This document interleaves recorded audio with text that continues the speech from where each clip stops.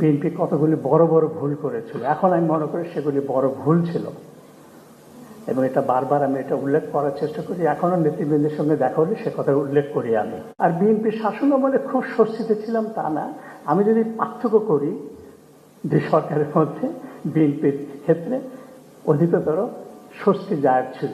আমি এখানে একটা ছোট্ট উদাহরণ হাজির করতে চাই যে আসলে এত বিএনপির হাত তালি যারা দিয়েছে তারা বিএনপি না ভাই, গণমাধ্যমের।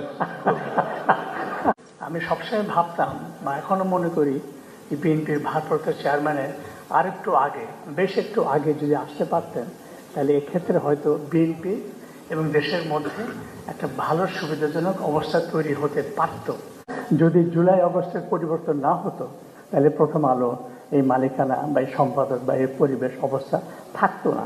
সেদিক থেকে আমরা একটা সরাসরি বড় আকারে কি বলবো, এটা উপকার আমাদের জন্য হয়েছে। ক্ষুদ্রভাবে প্রথমাত্র জন্য আমরা রক্ষা পেয়ে গেছি।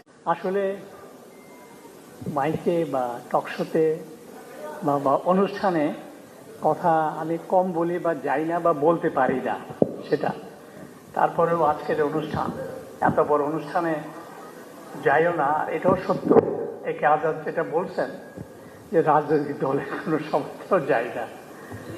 আজকে একটা বিশেষ অবস্থা, বিশেষ সময়, আমাদের উপস্থিতিটা খুব জরুরি আমাদের জন্যে, বিএনপির জন্যে না।